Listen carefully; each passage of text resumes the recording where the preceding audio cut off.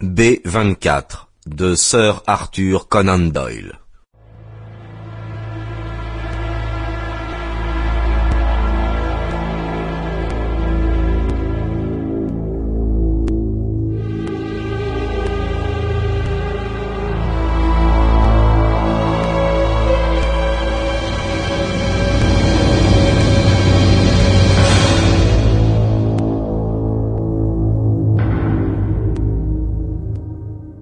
J'ai dit mon histoire quand j'ai été pris, et personne n'a voulu m'écouter.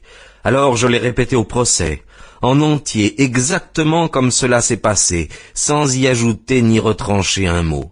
J'ai dit toute la vérité, je le jure. Tout ce qu'avait dit et fait Lady Mannering, tout ce que j'avais dit et fait, je l'ai raconté sans changer une virgule. Et qui ai-je gagné ?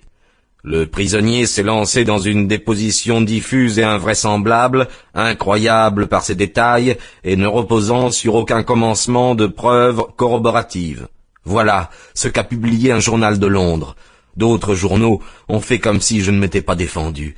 Et cependant, j'ai vu de mes propres yeux Lord Mannering assassiné, et je suis aussi innocent de ce crime que n'importe quel membre du jury qui m'a condamné. Vous êtes, monsieur, celui qui reçoit les suppliques des prisonniers. Tout dépend de vous.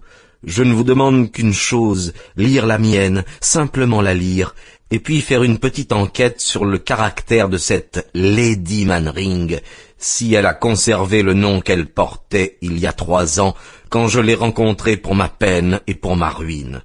Vous pourriez charger de cette enquête un détective privé ou un homme de loi.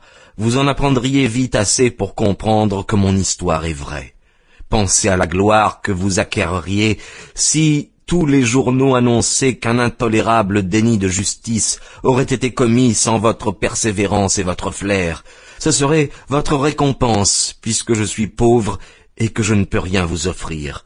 Mais si vous ne bougez pas, alors puissiez-vous ne jamais trouver le sommeil dans votre lit. Qu'aucune nuit ne s'écoule sans que vous soyez hanté par la pensée de l'homme qui pourrit en prison parce que vous ne vous êtes pas acquitté du devoir pour lequel vous êtes appointé. Mais vous l'accomplirez, monsieur, j'en suis sûr. Faites simplement 1 ou 2 petites enquêtes en vous rappelant que la seule personne qui ait profité du crime a été Lady Mannering, puisqu'il a fait d'une malheureuse femme une jeune veuve fortunée.